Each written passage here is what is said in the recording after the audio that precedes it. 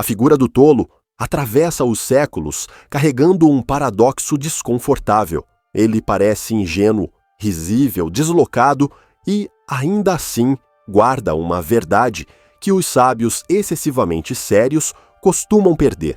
Em muitas culturas antigas, o tolo não era apenas um objeto de riso, mas um aviso vivo, um lembrete de que a vida se perde tanto pelo excesso de rigidez quanto pela ausência total de consciência.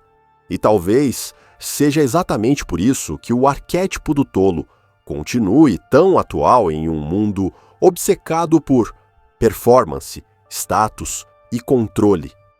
À primeira vista, o tolo parece sinônimo de insensatez. Ele tropeça onde outros caminham com firmeza, ri quando deveria se calar, brinca quando a situação exige gravidade. No entanto, essa leitura superficial ignora algo essencial. O tolo não é apenas aquele que erra, é aquele que ousa atravessar territórios que os prudentes evitam. Ele se expõe ao ridículo, ao fracasso e à incompreensão. E é justamente aí que sua função simbólica começa a se revelar. Quando analisamos o tolo sob uma lente mais profunda, psicológica, literária ou espiritual, percebemos que ele representa o impulso humano pela experiência direta. Enquanto o sábio tradicional acumula conhecimento, o tolo vive. Ele aprende não por manuais, mas por quedas, não por teorias, mas por contato. Em termos junguianos, o tolo habita a fronteira entre o ego e o inconsciente, sendo o único arquétipo capaz de transitar entre mundos sem pedir permissão. Esse mesmo tolo, porém, carrega um risco evidente. A mesma abertura que permite insight também permite autossabotagem. Sem discernimento, sua leveza se transforma em imprudência, seu riso vira fuga. Sua liberdade degenera em irresponsabilidade. É aqui que o arquétipo revela sua face mais perigosa. O tolo que se perde no próprio jogo, incapaz de distinguir ludicidade de negação da realidade. O problema não surge de forma abrupta. Assim como acontece na vida real, a decadência do tolo inconsciente é silenciosa. Pequenas escolhas feitas em nome da leveza começam a corroer sua estrutura interna. Ele deixa de assumir compromissos, posterga responsabilidades, trata tudo como brincadeira. No início, parece apenas alguém despreocupado. Com o tempo, torna-se alguém vazio, desconectado de propósito e incapaz de sustentar relações profundas. A ausência de seriedade, assim como o excesso dela, cobra seu preço. Mas reduzir o tolo a esse desvio seria injusto e intelectualmente preguiçoso. O tolo consciente é uma figura radicalmente diferente. Ele sabe que brinca. Ele escolhe rir. Sua ingenuidade não é ignorância, mas abertura. Em muitas tradições espirituais, é justamente o tolo que diz a verdade que ninguém mais ousa dizer. Ele confronta reis, desmonta dogmas e expõe hipocrisias, não pela força, mas pelo humor. O riso, nesse contexto, não anestesia, ele desperta. Na literatura clássica, esse padrão se repete. O bobo da corte, o louco santo, o andarilho ingênuo, todos compartilham a mesma função simbólica: restaurar o equilíbrio entre razão e vida.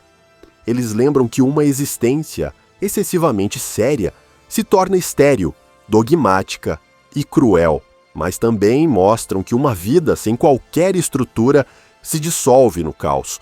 O tolo verdadeiro caminha nessa linha fina, sustentando a tensão entre opostos.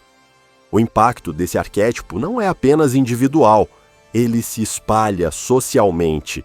Culturas que expulsam o tolo, que ridicularizam o humor, a imaginação e o erro, tendem a se tornar rígidas, autoritárias e emocionalmente pobres. Por outro lado, sociedades que glorificam apenas o riso vazio e a ironia permanente acabam mergulhando no cinismo e na apatia. Em ambos os casos, o desequilíbrio gera sofrimento coletivo.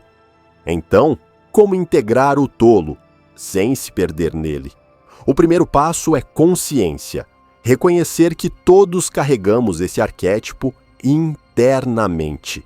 Ele se manifesta quando rimos de nós mesmos, quando arriscamos algo novo, quando admitimos que não sabemos. Negá-lo não o elimina, apenas o empurra para a sombra, onde tende a se expressar de forma destrutiva. Integrá-lo exige honestidade brutal sobre nossos impulsos e limites. O segundo passo é discernimento. O tolo não deve governar sozinho, mas também não pode ser silenciado. Ele precisa dialogar com o sábio interno. A leveza precisa conversar com a responsabilidade. O humor precisa respeitar a verdade. Quando essa integração acontece, surge algo raro, uma maturidade que não é amarga e uma alegria que não é vazia. Cultivar essa forma elevada do tolo exige prática, exige perguntar diante de cada escolha. Isso é liberdade ou fuga? Isso é jogo ou negação? Isso expande minha vida ou apenas adia o confronto com ela? O tolo consciente não evita o peso da existência, ele aprende a dançar com ele. No fim, o arquétipo do tolo não é um convite à imprudência, mas à inteireza. Ele nos lembra que a vida não se resolve apenas com seriedade, nem se sustenta apenas com riso. Entre a rigidez que sufoca e a leveza que dissolve, existe um ponto de equilíbrio. E é exatamente ali no espaço entre o riso e a verdade que o tolo, paradoxalmente, se revela como um dos nossos maiores mestres. E se você gosta desse tipo de conteúdo, se inscreva no canal e ative o sininho.